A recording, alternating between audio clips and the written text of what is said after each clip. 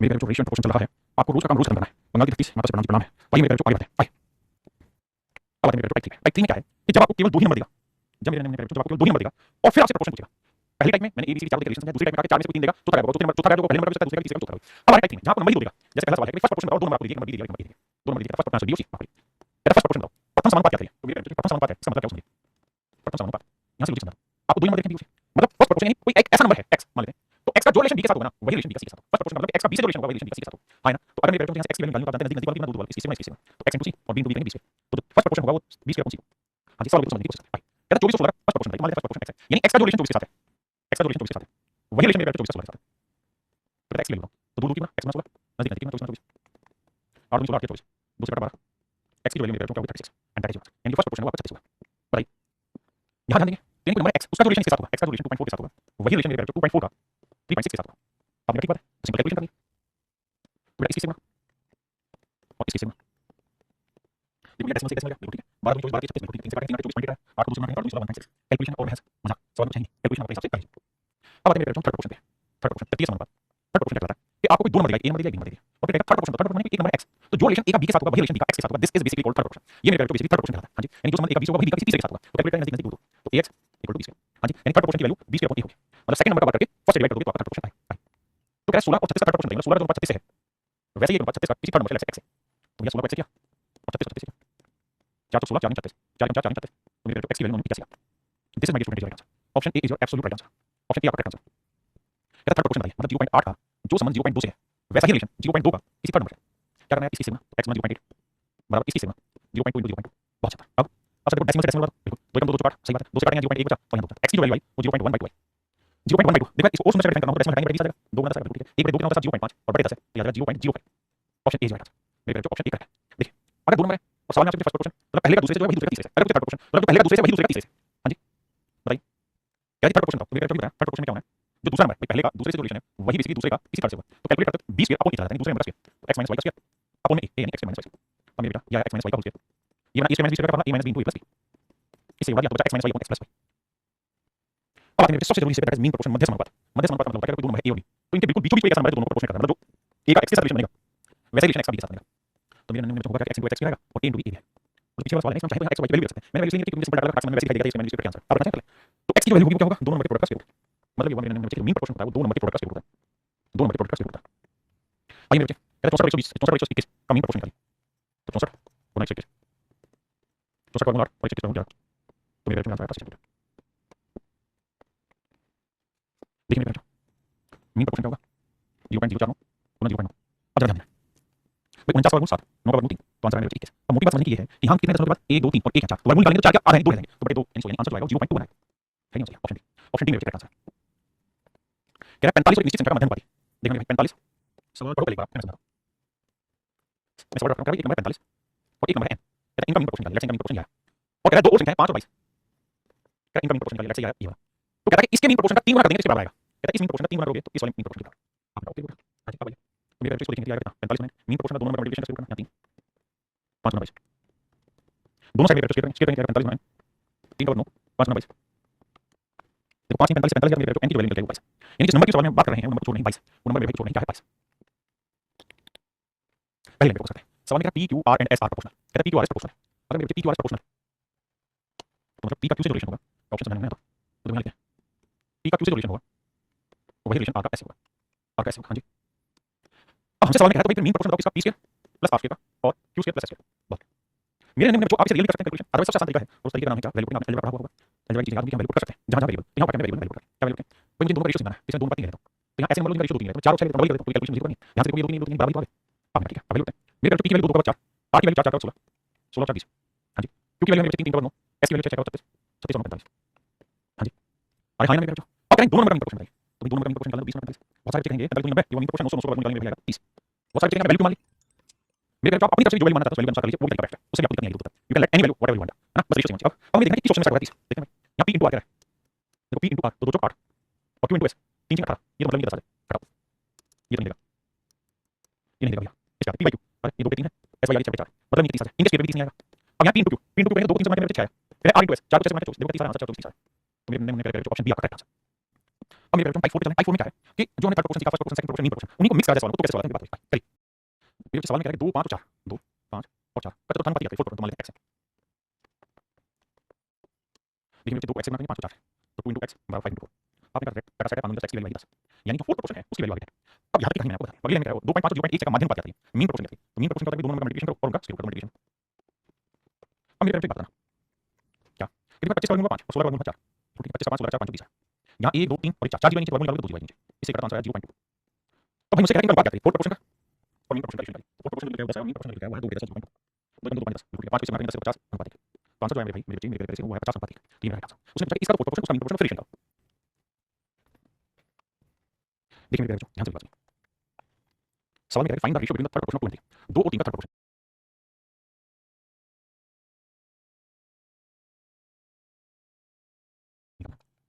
अब आप एक बात तो जानते हैं थर्ड प्रोपोर्शन निकालना हो और दो नंबर देखे तो दूसरे नंबर का वर्ग करो और पहले नंबर का, नहीं तो ऐसे कोई थर्ड प्रोपोर्शन होगा तो जो रिलेशन 2 का 3 से होगा, वैसा ही रिलेशन मेरे 3 का x से होगा। हाँ जी बिल्कुल। अब 3 4 12 के चतुर्थांश अनुपात के बीच का अनुपात है और कह रहा है 3 4 12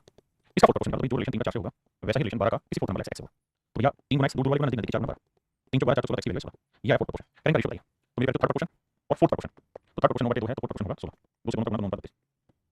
अब मेरे पहले ऑप्शन मिल गए, तो ऑप्शन मिल जाएगा। देखिए मेरे सवाल में 12 18 6 का चतुर्थांश अनुपात है, 12 18 और 6 का फोर्थ प्रोपोर्शन निकालना है। तो ये फोर्थ प्रोपोर्शन x है, तो मेरे 12 गुना x बराबर 18 गुना 6,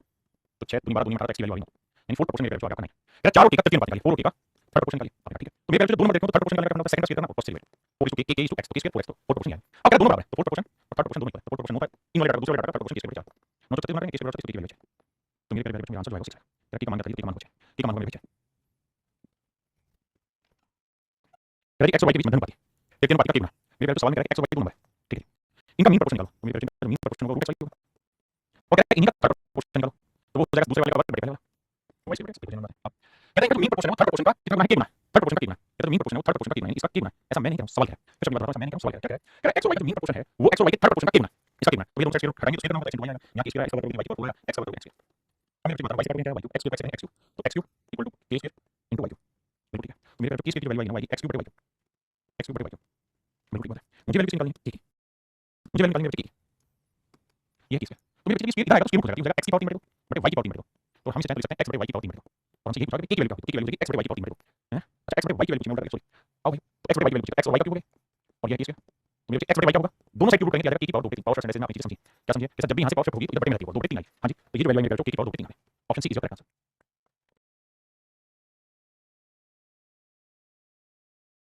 देखिए मेरे भाई कह रहा p 3 और 9 का थर्ड प्रोपोर्शन है, 3 और 9 का थर्ड प्रोपोर्शन है, तो p की वैल्यू होगी वो मेरे जो 9 का वर्ग बटे 3 कंडीशन। यहां कह रहा है तो 6 p और 4 का फोर्थ अनुपात, चतुर्थ अनुपात, यानी p और 4 का फोर्थ प्रोपोर्शन है, सॉरी 6 p और 4 का फोर्थ प्रोपोर्शन का x, तो मेरे x को 6 मार दो 6 और p को 4 मार दो 4 अब मेरे p की वैल्यू कितनी है 27, p की वैल्यू 27 देता हूं अब मैं ओके। अब देखो 3 दूनी 2 दूनी 4 2 6 3 27, तो मेरे x की वैल्यू 18, यानी इसका फोर्थ प्रोपोर्शन बैठेगा वो बैठेगा 18। कहता है इन दोनों का मीन प्रोपोर्शन निकालो, तो मीन प्रोपोर्शन मेरे 10.8 और 4.8। देखो मेरे भाई देखो तो कह है कि कोई दो दशमलव है आंसर में एक डिवाइड करेंगे, यानी एक दशमलव आएगा। दूसरा ब्रेक करें तो 12 में 108 लिखेंगे 12 में 9 48 लिखेंगे 12 में 4, अगर हम वर्गमूल निकालें तो 12 12 12 बिल्कुल ठीक है, 9 का वर्गमूल 3 आ गया और ये 4 का वर्गमूल आ गया 2 बटे 10, ये तो है मेरे मीन प्रोपोर्शन। अब कह रहा है 2 4 का थर्ड प्रोपोर्शन निकालो, तो थर्ड प्रोपोर्शन हो जाएगा क्या, बेसिक पॉइंट इसका वर्ग करो और पहले वाले से भाग दो, ये आएगा 8, थर्ड प्रोपोर्शन है 8। अब कह रहा है इनका जोड़ करो, तो देखो मेरे भाई 12 36 गुना 7.2 जमा 8 तो आंसर है 15.2। देखिए मुझे सवाल में क्या कहा, मुझे सवाल में कहा कि 108 और 48 का वर्गमूल निकालो, तो मैंने क्या किया 108 को पूरे में बांट दिया, 12 में 108 और 48 को बाहर बचा, अब वर्गमूल निकालते जोड़े 12 जोड़ 9 का 3 बन गया 4 कर दूंगा, तो 12 में 3 तो 35 में 7.2 थर्ड प्रोपोर्शन का थर्ड प्रोपोर्शन होगा जो सेकंड नंबर के वर्ग को फर्स्ट से भाग देना, 16 को 8 कह रहे दोनों को जोड़ दो 15.2 आंसर है। ठीक है, सवाल में कह रहा है ए बी सी और डी ऐसे हैं कि अनुपातिक हैं, A B C and D are proportionate, क्या मेरे जो प्रोपोर्शनेट है तो नजदीक नजदीक ना दूर दूर ना, तो मतलब a * d जो होगा बराबर होगा b * c, पहली चीज। अब यार अब अगली लाइन में क्या करना है बच्चे, कि जो c है वो a और d का थर्ड प्रोपोर्शनेट है, c जो है मेरे जो a और d का थर्ड प्रोपोर्शनेट है, c is the third proportionate to a and b, c जो है वो a और d का थर्ड प्रोपोर्शनेट है, c जो है मेरे जो a और d का थर्ड प्रोपोर्शनेट है, a और d का क्या है थर्ड प्रोपोर्शनेट, तो थर्ड प्रोपोर्शनेट का नाम c, तो थर्ड प्रोपोर्शनेट क्या होता है इसका वर्ग करना सेकंड वाले का पहले वाले से भाग देना, बिल्कुल ठीक है। अगली बात अगली लाइन में कह रहा है whereas b is the mean proportionate to a and c, जबकि b जो है वो a और c का मीन प्रोपोर्शनेट है, b जो है वो a और c का मीन प्रोपोर्शनेट है b, और b को हम क्या कहते हैं मीन प्रोपोर्शनेट नाम दिया, तो मीन प्रोपोर्शनेट का सूत्र होता है मल्टीप्लाई और फिर स्क्वायर रूट, भाई दोनों साइड वर्ग करोगे b स्क्वायर की वैल्यू a * c आएगी, यहां दोनों साइड वर्ग करने की जरूरत नहीं है, d स्क्वायर बराबर a * c आएगा, बिल्कुल ठीक है। अगली चीज नोटिस करना तो ये a * c यहां पे भी a * c यहां पे भी, इसका मतलब b स्क्वायर और d स्क्वायर मेरे आपस में क्या होंगे बराबर, भैया ये दोनों वैल्यू बराबर है तो b स्क्वायर और d स्क्वायर बराबर होंगे, अब मेरे यहां यानी मेरा जो b स्क्वायर होगा बराबर होगा d स्क्वायर, दोनों साइड करेंगे तो b की वैल्यू b के बराबर आएगी, b और d बराबर है। हां जी, अगर b और d बराबर आ गए मेरे बच्चे तो सवाल को आगे लेके चलते हैं, क्या भैया b और d बराबर आ गए, तो b और d अगर बराबर है, b और d मेरे बराबर है, ठीक है, क्योंकि b और d बराबर है, करेक्ट a और c का बराबर है, तो आपने देखा कि a और c भी बराबर है, b और d मेरे बराबर है, b और d भी बराबर है, a और c भी बराबर है, b और d भी बराबर है और a और c भी मेरे आपस में बराबर है। आराम से इसकी बात को समझो फिर आगे बताऊंगा। कि भैया ई और सी भी आपस में बराबर है, बी और डी भी आपस में बराबर है। तो ऑप्शन चलते हैं, ये वाला ऑप्शन वैसे ही करेगा, यहाँ क्या बराबर ये नॉन ये पहले ऑप्शन का हो गया, तो आपको पता चलेगा कि चारों के चारों वैल्यूज आपस में बराबर है। और स्टैंडर्ड सबिंग से देखो क्या इशू है, जल्दी से कमेंट कितने बजे समझ गए इसको। अगर आपको दिक्कत है तो ये बराबर है, तो मैं सी कहूंगा तो इसके बराबर यानी ए बी के बराबर है, हाँ ना। तो जब ए बी के बराबर है तो डी के बराबर होगा, यानी ए बराबर होगा बी के बराबर होगा सी के बराबर, यानी ऑप्शन ए करेक्ट आंसर। पहले लाइन का यानी 2 और बी का थर्ड प्रोपोर्शनल 32 है। मेरे बच्चे सवाल में कह रहा है 2 और बी का थर्ड प्रोपोर्शनल 32 है, थर्ड प्रोपोर्शनल का 2 एंड बी 32। तो ये बताओ 2 और बी का थर्ड प्रोपोर्शनल कैसे निकालते हैं, तो सेकंड नंबर का स्क्वायर करते हैं और फर्स्ट से डिवाइड करते हैं, और ये इसके बराबर 32 है। तो मेरे यहाँ से सोल्व करो, बी के बराबर 64, तो बी की वैल्यू कितनी आ गई 8। इसका ध्यान से समझ में आया कि भैया बी की वैल्यू 8 है। अब अगली लाइन में क्या है, अगली लाइन में क्या है, बी और डी का मीन प्रोपोर्शन, बी और डी का मीन प्रोपोर्शन कहता है, बी और डी का मीन प्रोपोर्शन जो है वो बी और डी का मध्यम बी और डी का मध्यम याद करें। अच्छा जहां डी, अच्छा कहता है इसका मीन प्रोपोर्शन निकालिए, तो मीन प्रोपोर्शन क्या होगा, इसके ऊपर डी इंटू डी, ये मेरे क्वेश्चन से पूछा, ठीक है। अब आगे आते हैं, वेयर है D is the third proportional to 70। कहता है डी जो है वो 7 और ई का, कहता है डी 7 और ई का तीसरा समानुपात है, इसका भाई 7 और ई का, 7 और ई का तीसरा समानुपात है, थर्ड प्रोपोर्शनल है डी, तो डी की वैल्यू का सेकंड स्क्वायर करेंगे और फर्स्ट की वैल्यू, ठीक है। उससे आगे क्या है, जहां ई 3 और 3 6 और 7 का, जहां ई जो है 3 6 और 7 का चौथा समानुपात है, सवाल में कह रहा है ई जो है वो 3 6 और 7 का फोर्थ प्रोपोर्शन है, कहता है फोर्थ प्रोपोर्शन है इसका 3 6 और 7 का, 3:6 वही होगा जो 7 का फोर्थ प्रोपोर्शन ई। सवाल में कह रहा है जहां ई 3 6 और 7 का चौथा समानुपात है, अब क्या होगा मेरे दूर दूर वाला तो 3 गुना ई, नजदीक नजदीक वाला 6 गुना 7, 3 गुना 6, तो ई की वैल्यू आ गई 7 गुना 14। अब मेरे तुमसे डी की वैल्यू निकालनी है, ई की वैल्यू 14 14 14 22 7 गुना 14 28, तो डी की वैल्यू आ गई 28। हां जी, अब डी की वैल्यू 28 है और डी की वैल्यू 8 है, तो मीन प्रोपोर्शन पूछा था, तो डी की वैल्यू 8 और डी की वैल्यू 28 है। अब 8 गुना 28 मेरे को निकालना है, तो 8 गुना 28 को कैसे लिखेंगे ध्यान से, भाई आप लिखेंगे 4 गुना 2, 28 को लिखेंगे 4 गुना 7, बिल्कुल। तो खास बात क्या होगी सर, 4 और 4 एक बार में बाहर बचा के 7 होगा, तो या 4√40, तो मतलब इसे सोल्व करोगे तो आंसर आएगा मेरे 4√40। ये सवाल है मेरे तो लेटेस्ट और अपडेटेड सीरीज क्वेश्चन, यहां पे चीजें क्या है थोड़ी सी हेवी लगी, मतलब हेवी नहीं, पजल है, कैलकुलेशन 3 4 को मिला के बना के। देखिए मेरे बच्चे, सवाल में x और y का मध्यम अनुपात इनके तृतीय अनुपात का 3 है, तभी दोनों x और y इनका जो मीन प्रोपोर्शन है वो इनके थर्ड प्रोपोर्शन का 3 है, ऐसा मैंने सवाल किया है। तो मीन प्रोपोर्शन है मेरे तो x y, ये पूछ पाया सवाल। अच्छा 3 गुना नहीं, यहां पे बड़ा ये टेंशन यहां पे बड़ा n गुना, सॉरी सवाल में क्या है कि भैया मीन प्रोपोर्शन जो है वो थर्ड प्रोपोर्शन का क्या है n गुना, ऐसा मैंने सवाल किया। अब बता, तो देखो मेरे x और y का मीन प्रोपोर्शन ये है इनटू n, थर्ड प्रोपोर्शन का सेकंड स्क्वायर y स्क्वायर, तो कह रहा है कि x to y का रेशियो क्या होगा, x to y का मतलब ना x बटे y की वैल्यू क्या होगी, x to y तो करेंगे भाई दोनों साइड होल स्क्वायर करेंगे, x y ये n स्क्वायर और ये होगा y की पावर 4 बटे x यहाँ सवाल किया मैंने, इसे काटोगे तो ये बन जाएगा x क्यूब बटे y cube equal to n square. तो मेरे x बटे y की वैल्यू जानते क्या आएगा n की पावर 2 by 3 और बटे कुछ नहीं क्या आएगा, तो n रेशियो पावर 2 by 3 इस 1 रहेगा। पिछले सवाल क्या ना सेम वैसा ही सवाल। अब आते हैं टाइप 5 पे, ये वो टाइप जिसने एग्जाम में आते ही हल बना दिया, तो पहले इतना बड़ा बताया कि एक ही बार में सारी क्वेश्चन स्टार्ट कर दिए, एक स्टार्ट में 2 3 सवाल को मिलेगा कैसे, तो क्या है सर एडिशन सब्ट्रैक्शन, उसने कहा कि 4 नंबर है a b c और d, ठीक है क्या है भाई चारों के 4 नंबर है, ऊपर क्वेश्चन में नहीं, लेकिन इन चारों नंबर में से कुछ कुछ मतलब एक सर्टेन नंबर हटा दें, लेट्स से x हटा दें, तो ये हो जाएगा e - x b - x c - x और d - x। तो क्या अब ये सारे नंबर प्रोपोर्शनल होते हैं, जो इसका रेशियो होगा वही रेशियो इसका रेशियो, क्या क्या ऐसा कर देंगे तो ये सबको सेम प्रोपोर्शन हो जाएगा। तो यही पूछा आपसे क्या हटा दिया जाए, क्या क्या जोड़ दिया जाए कि सेम प्रोपोर्शन आ जाए। आइए पहला सवाल पहले से डिटेल्स में अगला सीखना स्टोरी में आपसे देखो बेटा, क्या नंबर है क्या 6 8 12 क्या 4 संख्या इनमें से हर एक में से समान संख्या हटा दिया, तो लेट्स से तो समान संख्या जो है x डिनोमिनेटर हटा दिया, यानी 6 - x 8 - x 12 - x और 20 - x, और हमें यही पता करना है कि वो x की वैल्यू क्या होगी, क्योंकि ऐसा करने से ये सेम प्रोपोर्शन में आ गई, समान संख्या हटा दिया तो परिणाम संख्या समानुपात होगी, मतलब प्रोपोर्शन होगी, इसका रेशियो है वही रेशियो इसका होगा। तो कहता है x की क्या वैल्यू लेने का जो कि सेम रेशियो में है। हां जी, अब क्या करिए, अब हमें काम करना चाहिए इन डिटेल, तो पहले डिटेल्स में इसको इससे गुणा करो, इसको इससे, तो 6 - x को गुणा करो 20 - x और नजदीक नजदीक गुणा करो 8 - x गुणा 12 - x, तो 6 को 20 से क्या 120 - x - 20 x -x को -x क्या -x 8 को 12 से 96 -8x - 12x और -1 प्लस ये भी प्लस x। अब जब बेटा कैलकुलेशन करोगे तो x को x पे करा या 120 - 26x और या 96 - 20x, तो मेरे बच्चों को 20 को डिवाइड करके -6 और इसको लेके जाओगे -24 कट कटा मेरे बच्चों x की वैल्यू आई 4, यानी 4 वो संख्या है जिसे अगर हम 6 8 12 20 से घटाते हैं, 4 वो संख्या जिसे हम 6 8 12 20 से घटा देते हैं, 6 8 12 20 से हम घटा देते हैं तो मेरे बच्चों रेशियो बनेगा प्रोपोर्शन बन जाएगा, यानी समान अनुपात में बन जाएगा मेरे बच्चों। ये है डिटेल्स का, देखिए मेरे बच्चों देखो मेरे सवाल में क्या कहता है, अब अगर हम बात करें सोल्व की, ये सोल्व कैलकुलेशन कैसे होगी, तो अगर थोड़ा सा दिमाग लगाएंगे तो हो क्या रहा है, ऐसा हर एक सवाल में होना है, वो ये रहा है मेरे बच्चे कि जब भी आप इन्हें गुणा करेंगे तो दूर दूर वाली गुणा होगी, बीच में 120 और 20 और 26 नजदीक नजदीक वाले 12 12 96 और 12 20 हमेशा ये करना होगा, यानी इस चीज को अगर हम डिटेल में करें तो ये सब करने की जरूरत नहीं है, आसान नहीं, सिंपल करना है कि 6 को 20 से गुणा किया 120 माइनस 20 और 26 या 8 को 12 से गुणा किया 96 8 और 12 20 बिल्कुल ठीक है। अब मेरे पास 20 का 26 20 है और 120 और 96 डिफरेंस है, यानी सीधी सीधी चला सकते हैं, समझने वाले बच्चे वो काम चला सकते हैं। इस हम पेपर में डायरेक्ट काम करते हैं, वो काम ये कि दूर दूर वाली गुणा को 20 120 नजदीक नजदीक वाली गुणा को 12 20 ना 12 12 96 मैं प्रश्न बात बताऊं भाई, दूर दूर वाली गुणा को कर दीजिए, नजदीक नजदीक वाली गुणा को कर दीजिए। अब ये करने के दूर दूर वाली को 6 में 26 और नजदीक नजदीक वाली को 12 20 तो 26 में 20 और ये ध्यान देना कि बड़े में से छोटा घटाते हैं हम डिफरेंस ले लेते हैं, क्या लेते हैं डिफरेंस ले लेते हैं कुछ नहीं, 120 में से 96 24 में 24 में 20 करेंगे 25 करेंगे 5 यानी संख्या को नहीं 4 उस संख्या को छोड़ नहीं क्या हो जाएगी 4 यानी जो काम आप डिटेल में कर रहे हो ना एक्स मान के वही काम कर रहे हैं, कुछ नया काम नहीं करें, बस उसी को तरीके से करने की कोशिश करें। हां जी, अब एक तरीका और दिखा जो सीख पाए उसी की कोशिश करना 6 8 12 20 मैं कर रहा हूं, इन दोनों का डिफरेंस कितना है साहब 2, इन दोनों का डिफरेंस कितना है साहब 8 रेशियो ले 2 1 2 2 काट लिया। अब ध्यान देना पहले डिफरेंस लीजिए, अब इस 4 को गुणा करना इस 6 से इसके पहले से और इस 1 को गुणा करना इस वाले से पहले से, तो 4 को 6 से गुणा 24 और 1 को 12 से गुणा 12 अब इनका डिफरेंस लेना, मैं फिर अपनी बात बता रहा हूं, मैं बात डिफरेंस की कर रहा हूं किसी चीज की नहीं। अब 4 में से करते हैं इन दोनों का डिफरेंस लेना, चलिए मेरा डिफरेंस तो 24 में 12 4 में 3 3 12 तो आंसर है मेरे 4, तो option C is right answer, तो मेरे number option C is right answer, option C is my dear student is right answer, ये मेरे राइट आंसर। अब देखो कितने बच्चे पॉइंट को समझ गए, जल्दी से कमेंट करें, मैं पॉइंट बताया आपको, मैं वाला सवाल डिटेल में समझाऊंगा, छोटे समझा दूंगा, अब जल्दी से कमेंट करो ये समझ कितने गए, जैसे यहां क्या कौन सी संख्या जोड़ी जाए, मुझे डिटेल लेना होगा, नंबर है 6 7 15 और 17 ठीक है। अब क्या जोड़ दिया था, लेट्स एक्स जोड़ दिया था, ये 6 मैक्स ये 7 मैक्स ये 15 मैक्स ये 17 मैक्स, अब क्या करना कहते हैं समान अनुपात है डिटेल बताओ, तो दूर दूर वाली 6 मैक्स गुना 17 मैक्स नजदीक नजदीक वाली 7 मैक्स और 15 मैक्स तो मेरे बच्चे करोगे तो चेक 100 आएगा, फिर चेक 17 30 आएगा, यहाँ देखो मेरे 15 105 आएगा, 7 15 22 आएगा। एक्स पे निकलेगा। अब मेरे बच्चे 105 में से 102 घटाओ तो बचेगा 100 मतलब 23 22 यानी एक्स की वैल्यू, यानी 3 नंबर है जिसे हमें हर एक में जोड़ना पड़ेगा, उसके बाद कल्याण हो जाएगा, उसके बाद मेरे कल्याण हो जाएगा। हां जी, अब अगली कहानी सुनिए। क्या जी? अगली कहानी क्या है? यहाँ की बात है, अगली कहानी मेरे बच्चों की है कि मैं एक्स की वैल्यू 16 करके निकालना चाहता हूँ, तो मुझे इसका कहानी नहीं है। मैंने आपको तरीका बताया कि भैया एक सिंपल काम करो, 2 वाली गुणा 17 की 102 कर लिया और 15 7 105 और इनका डिफरेंस लेना है। 2 वाली गुणा नजदीक नजदीक मेरे सब ध्यान है, 102 में से 105 निकालना, इनका डिफरेंस लेना है, डिफरेंस करना है। फिर मेरे बच्चों हमें जोड़ना है, इधर 17 30 और 15 में से 17 22 इनका डिफरेंस लेना है। या 3 यहाँ 1 तो आंसर आ जाएगा मेरे बच्चों। एक तो मैंने तरीका बताया, ये क्लियर है सभी भाइयों को? अगर इस वाले में आपको सहजता महसूस होगी, ध्यान देंगे मैंने कुछ नहीं डिटेल है, लेकिन डिटेल को थोड़ा सिस्टमैटिक करा दिया जो नहीं लोग कर पाते। अब क्या करने को भाई मैं कह रहा हूं कि आप चीजों को ऐसे कर लो कि 6 और 7 का डिफरेंस ले लो, 15 और 17 का डिफरेंस ले लो। अब 2 को गुणा करो इसके पहले से 2 बार, 1 को गुणा करो इसके पहले से 15, दोनों का डिफरेंस और यहाँ 2 में से 1 घटाओ, 15 में से 15 बाकी डिफरेंस की बात जो नहीं गई, तो भी आपका आंसर 3 निकलेगा। ये वाला तरीका क्या है? ये बेसिकली यहाँ जो सेकंड है उसको कॉमन लेकर पहले कैंसिल करने वाली चीज होती है, तो आप ऐसे कर सकते हैं या फिर मेरे ऐसे मर्जी आपकी। अगर ये डाटा बहुत बड़े होंगे तो मल्टीप्लिकेशन बड़ी मुश्किल होगी, उस केस में आपको ये सबसे आसान कर दिया। तो कहानी तेरी करिए भाई। मेरे बच्चे सवाल में कह रहा है 29, अगला 39, फिर अगला है 32 और कहता है प्रोपोर्शन में नहीं मान ली बात। तो कहता है इनमें से x घटाएगा, यानी x में से घटाएगा, x separate from each and everything, x घटाएगा ताकि नंबर हमें मिले वो एक प्रोपोर्शन में आ जाए, नंबर जो मिले उसमें प्रोपोर्शन में। अब जरा ध्यान देना क्या कहता है, क्या ही जाने बेटा कि मुझे सोल्व करना है, तो 23 39 का बड़ा 16 है ना, 6 3 9 2 3 यहाँ डिफरेंस है 32 का 6 में 2 4 5 3 2 24, ठीक है ना भाई, 4 2 डिफरेंस है इसलिए 8 2 16 24 कैलकुलेशन से आप समझ पाए क्या समझ जाएगी। अब मेरे दोस्त करना ये 3 को गुणा करो 23 है, तो 23 में ध्यान देना डिफरेंस 2 को 32 से 32 64 बड़े 3 -2 या 5 या 1, यानी नंबर जोड़ नहीं 5 है, यानी 5 वो ऐसा नंबर है, x की वैल्यू 5 है, 5 ऐसा नंबर है जो इनमें से घटाने के बाद सिंक प्रोपोर्शन में आ जाए, 5 घटाने के बाद मेरे सिंक प्रोपोर्शन में सेट। अब कह रहा है कि मेरे इसमें क्या करके मीन प्रोपोर्शन बताओ, 5 4 9 और 5 3 15 तो कह रहा है 9 16 मीन प्रोपोर्शन तो होता है, ये दोनों नंबर ले लो, उनका प्रोडक्ट दोनों 16 और उसके प्रोपोर्शन में 24 बार, तो आंसर है 12, option D is right answer है। आइए मेरे कहता है जब x को 9 15 21 31 में से प्रत्येक में जोड़ा जाता है, 9 15 21 9 15 21 और 31 में जोड़ा जाता है तो प्राप्त संख्या समानुपात होगी, 15 9 25 21 और 31 10 बहुत बढ़िया। देखो मेरे बच्चे 2 के 6 2 10 ठीक है, तरीका सिखाएंगे मेरे 5 को इसके पहले से 3 को इसके पहले से, तो 5 45 और 21 की पहले से और बच्चे बड़े मेरे 5 3 2 5 में से तो 45 में 18 और 5 में 2 काटेंगे आंसर है 9, यानी x की वैल्यू तो नहीं 9 अब 9 की 27 में से 2 में 25 और 9 45 और 4 49। मुझे सवाल कहते हैं मीन प्रोपोर्शन बताइए, यानी मुझे 25 और 49 के प्रोडक्ट का मीन प्रोपोर्शन निकालना है, मतलब दोनों बताइए 25 5 49 7 35, यानी मेरे बच्चों option B is right answer, मेरे बच्चों ऑप्शन बी आपका करेक्ट आंसर। करिए भाई।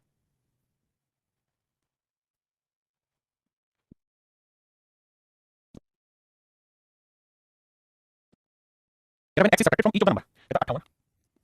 75 79 103, कहता है हर संख्या से हम x को सब्ट्रैक्ट कर देते हैं तो जो रिजल्टिंग नंबर आता है वो प्रोपोर्शन में आता है। तो सबसे पहले मेरे को ये पूछा जाएगा x की वैल्यू क्या होगी, है ना, x की वैल्यू क्या होगी। अब देखो दोस्त लगाते हैं कोशिश करेंगे 58 75 डिफरेंस तो भैया 17 8 17 और 18 15 7 और 7 और यहाँ देखो भैया आया 24 मजा आ गया, 9 4 7 3 10 ठीक नहीं 24 आ गया, यहाँ पे करोगे 79 103 9 4 7 9 10, अब मेरे कैलकुलेशन बड़ा हो गया, अब 24 को 58 से गुणा करोगे 17 को 79 से करोगे टाइम टेकन हो जाएगा और इतना टाइम टेकन हो जाएगा पेपर में कैलकुलेशन करना मुश्किल हो जाएगा। तो मेरे ऐसी परिस्थिति आ जाए तो फिर क्या करें, ऐसी परिस्थिति आ जाए क्या करें, समझ आ गई बात सही है। अब भैया सोल्व करना है तो डिटेल में सोल्व कैलकुलेशन का आंसर ठीक है, नहीं तो मेरे देखो क्या हमें मीन प्रोपोर्शन निकालना है इसका x + 2 का और 3x - 5 का, बिल्कुल सही सर। मेरे जब आप मीन प्रोपोर्शन निकाल रहे हैं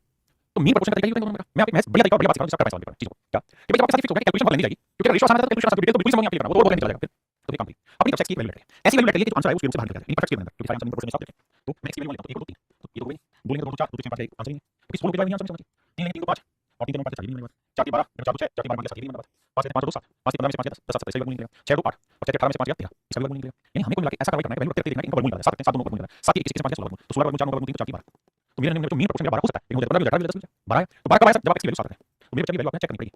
ये वैल्यू चेक करो x की वैल्यू 7 लेके आया क्या या 68 यहाँ 7 लगाएंगे 72 और यहाँ 7 लगाएंगे आएगा 96। अब देखते हैं है यहाँ देखेंगे तो 7 3 3 50 है यहाँ पे चेक करके 24 की 72 24 तो 3 4 है इसका मतलब x की वैल्यू 7 सही होगी और आंसर ठीक है। तो अगर आप चीजों को इसमें नहीं जोड़ पाते तो फिर दूसरा तरीका ये है मेरे सवाल करने का, फाइन मेरी बात समझे नहीं समझे।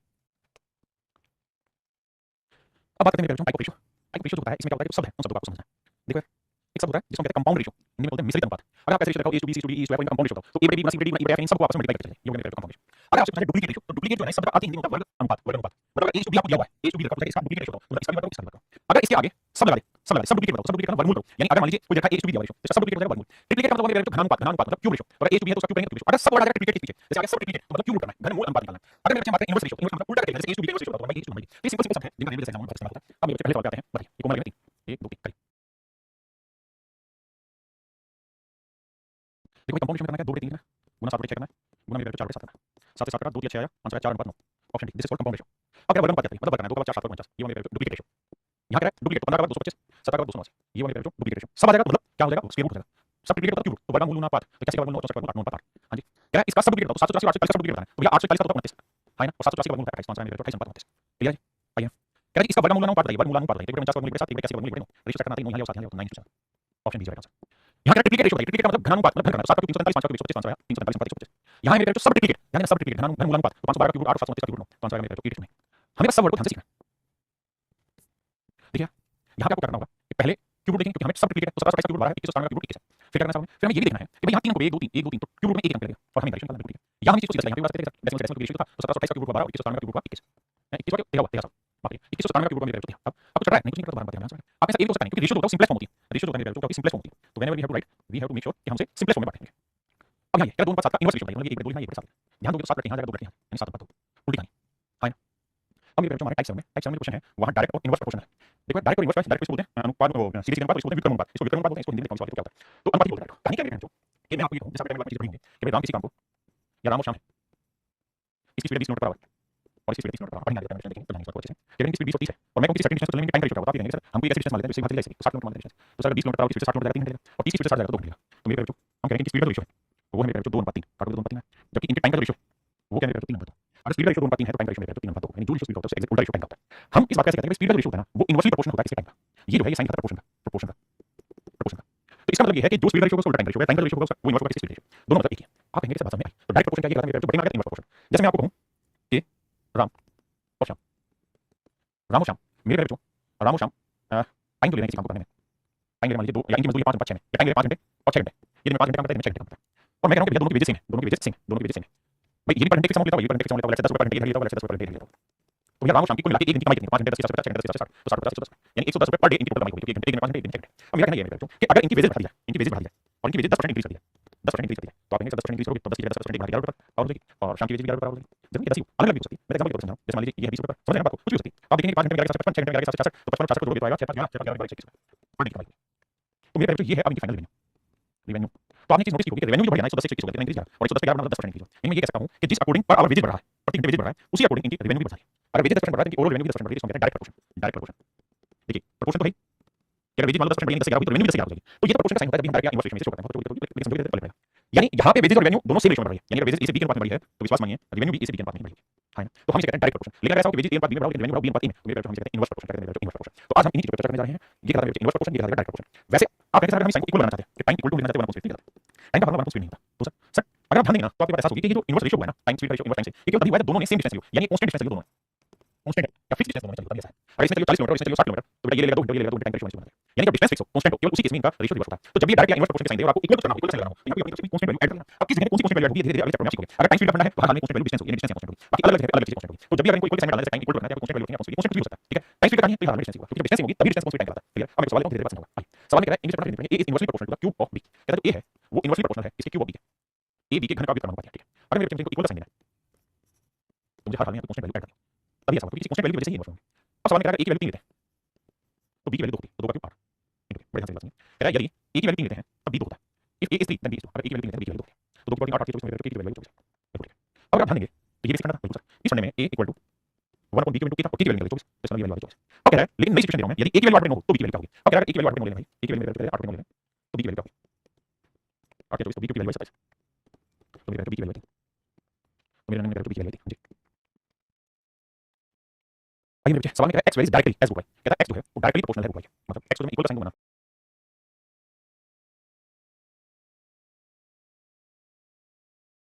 रूट y के, तो यहां मुझे कोई कांस्टेंट वैल्यू मल्टीप्लाई करनी है। अब पहली कंडीशन में कह रहा है y की वैल्यू 20.5 है, 20.5 है तो x की वैल्यू 18 है, कहता है x की वैल्यू 18 होगी और y की वैल्यू 20.5 है। अब मेरे तरफ 18 इक्वल टू 20.25 मेरे तरफ क्या होगा, तो सब आप कहेंगे कि ये होगा 4 5 45 होगा, तो 1 4 5 डेसिमल हटाएंगे बड़े 10 आएगा, 5 45 आएगा, 5 10 आएगा, 9 18 आएगा, 2 4, यानी मेरे बाबू k की वैल्यू आ गई 4, k की वैल्यू कितनी भाई 4 पक्का। अब इस वाले फंडे में k की वैल्यू रखना, इस वाले फंडे में k की वैल्यू रखना, तो x इक्वल टू k की वैल्यू आ गई 4 इनटू रूट y, x की वैल्यू 7.2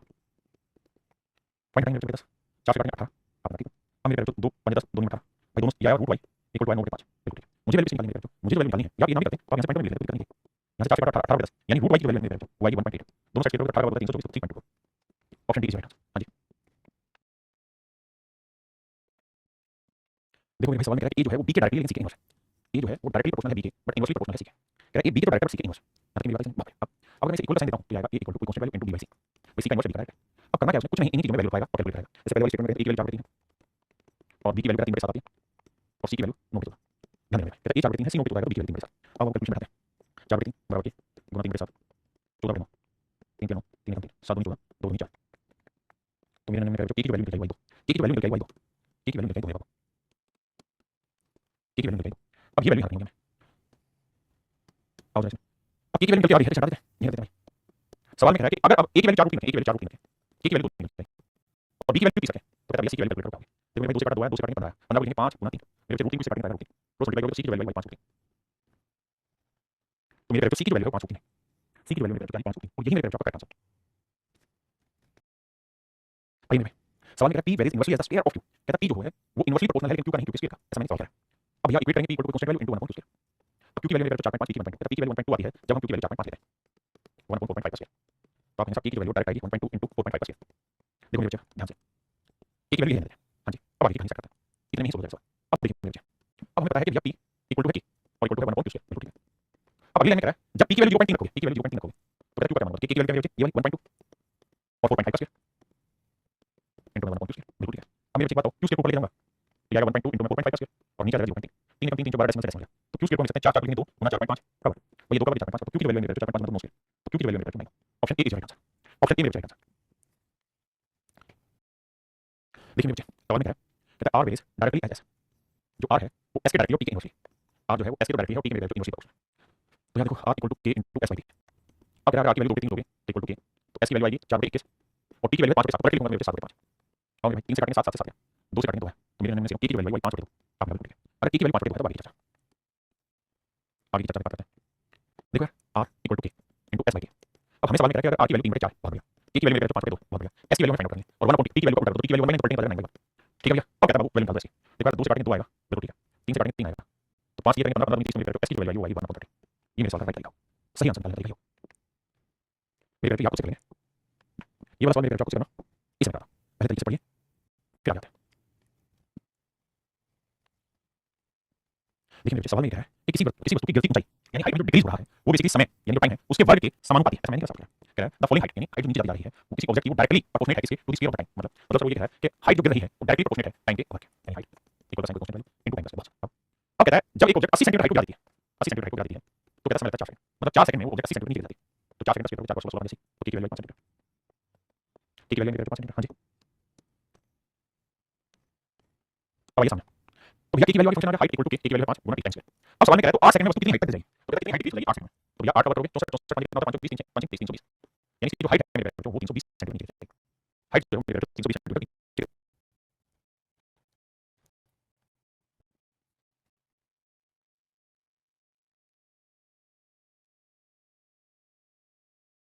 देखिए मेरे सवाल में क्या है, कहता है fluid consumption of a vehicle is directly proportional not directly sorry inversely with its weight, कहता है फ्लूइड की कंजप्शन है वो इनवर्सली प्रोपोर्शनल है इसके वेट के। अगर हम वेट कोई कांस्टेंट वैल्यू जिसके कारण ऐसा होगा और सवाल में कह रहा है एक कार दैट वेट 3800 पाउंड, कहता है कार है जिसका वजन 3800 पाउंड, कार का वजन मेरे 3800 पाउंड सॉरी माफ करिएगा कार का वजन 3800 पाउंड। तो कहता है कि जो हाईवे पे जो इसकी माइलेज पर है पर पाउंड जो है जो भी 25 मिलीग्राम हो जाती है। सवाल में कह रहा है कि अगर गाड़ी का वजन 3800 पाउंड होता है तो उसकी जो खपत है वो 25 एमपी की हो जाती है। तो मेरे भाई यहां से हम कैलकुलेट करते हैं कि वैल्यू 25 गुना 3800 बहुत बढ़िया। अब अगली लाइन में क्या है एक ऐसी कार का ईंधन खपत करनी क्या होगी जिसका वजन कितना हो तो भैया कंडीशन निकालनी है कि वैल्यू आपको देखिए 25 गुना 3800 गुना में 1 बटे वेट और वेट देखना मेरे 47 तो 50 आ जाओ आप करते हैं 0 से 0 घंटा 25 घंटा 25 दूनी 50 32 216 419 या 19 19 से काटो 19 20 यानी कि फ्यूल कंडीशन जो है वो 20 मिलीग्राम एमपी जो भी यूनिट होगी उसमें तो फ्यूल कंडीशन अब जब 4750 पाउंड वेट लोगे तो 20 एमपी उसकी फ्यूल कंडीशन हो जाएगी। The price of gold is directly proportional to the square of its weight, कहता है सोने की कीमत है सोने की जो कीमत है वो डायरेक्टली प्रोपोर्शनल है to the square of its weight. बहुत बढ़िया, कहता है सोने की कीमत इसके बाहर के वर्ग के समानुपाती। अब इसकी आगे की कहानी बताओ मान ली बात। अगली लाइन में कहता है एक आदमी ने सोने को 3 टुकड़ों में तोड़ दिया 3 अनुपात 2 अनुपात 1 अनुपात है, यानी कि मेरे जो कोई सोना था ये अनुपात था कहता है 3 हिस्सों में बांट दिया 3 अनुपात 2 अनुपात 1 यानी पहले टुकड़े का वजन 3 था तो दूसरे का 2 था तीसरे का 1।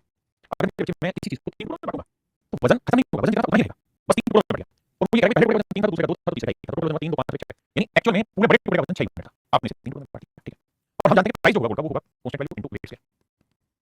कोई constant value into weight square. अब कह रहा है कि अगर हमने से 3 टुकड़ों में तोड़ दिया और जब हम इसे बेचने जाएंगे तो हमें लॉस होगा 4620 रुपए, कैसे लॉस होगा भाई इसका बचा यूनिट अगर हम सीधा सीधा बिना तोड़े बेचते तो इसका प्राइस होता कांस्टेंट वैल्यू इनटू वेट का स्क्वायर यानी 6 का 36 तो ये वाला प्राइस होता मेरे 36 से इसका प्राइस होता ना ये वो कीमत होती जब वो इसको ब्रेक नहीं करता, लेकिन उसने ब्रेक कर दिया, ब्रेक करने की वजह से प्राइस क्या हो गया प्राइस का मतलब वही है k w स्क्वायर तो 3 का 9 9 इस टुकड़े का 2 का 4 और इस टुकड़े का प्राइस होगा 1 का स्क्वायर इनटू 1 यानी कहने का मतलब मेरे को ये है कि प्राइस जो है ना वो वेट स्क्वायर की कहानी में प्राइस जो है वेट स्क्वायर की कहानी में तो कुल मिलाकर यहां जो प्राइस पाया हुआ है 9 4 13 14 बिल्कुल पैसा को ठीक है। अब मेरे एक बात बताओ अगर वो इसको पूरे टुकड़े को बेचता तो 36 का तोड़ के बेचा तो 14 का आपने था तो बिना तोड़ के बेचता तो 36 का लेकिन तोड़ के बेचा तो 14 का क्या होगा साहब सब नुकसान हो गया कितने में 4 2 3 में तो 22 का नुकसान लेकिन एक्चुअल में 4620 का। हां जी तो k की वैल्यू क्या आएगी बड़े 22 22 40 22 210 तो k की वैल्यू आ गई 22 के बराबर 4620 तो k की वैल्यू 210। तो हमसे पूछ क्या रहा है तो कहता है सोने की प्रारंभिक कीमत क्या थी find the initial price of gold, सोने की शुरुआती कीमत क्या थी बताइए तो आंसर होगा 36 और की वैल्यू 210 गुणा करने वही मेरा आंसर है। भाई ये देखो कि यूनिट में जीवा का चेक से मैंने किया होगा तो 6 आएगा, तो स्टार कहां है, तो ये दोनों मेरे आंसर नहीं होंगे, तो क्या चाहिए या योग को चाहिए होगा। देखो समझ पाते हैं कैसे 6 तीनों जीवा का देखते हैं, जीरो स्टार देखो 6 5 11 नहीं आ रहा, 6 5 11 27 स्टार है, इसका मतलब C option is correct answer, C option correct answer. बोलते हैं उसको देखिए सवाल ये कहता है कि हीरे का मूल्य उसके भार के एक गुना अब कहता है price of diamond is directly proportional to the square of it, कहता है सोने के हीरे का मूल्य उसके भार के वर्ग के अनुपात है, डायरेक्ट प्रोपोर्शनल को अनुपात है। कहते हैं व्यक्ति ने मतलब प्राइस जो है वो वेट का डायरेक्टली उसके डायरेक्टली प्रोपोर्शनल यानी प्राइस जो होगा वो कांस्टेंट वैल्यू इनटू वेट से होगा। अब करेक्ट सोना का पड़ा या हीरे का पड़ा हमने उसे 3 हिस्सों में ब्रेक कर दिया 3:5:5:7 तो वजन तो भी 7 5 12 3 15 यानी समझो 15 यूनिट वजन का हमारे पास हीरा था उसे ब्रेक कर दिया 3 अब हम ये बात जानते हैं कि जो प्राइस है ना वो बेसिकली है कांस्टेंट वैल्यू इनटू वेट का स्क्वायर। तो अगर पूरे पूरे की कीमत जानना चाहें तो 15 का 225 की आएगी, लेकिन अगर तोड़ के बेचे तो 9 के 25 के और 7 50 के, तो मेरे एक बात है 225 के 25 और 9 34 25 और 50 75 और 8 9 80 तो यार 80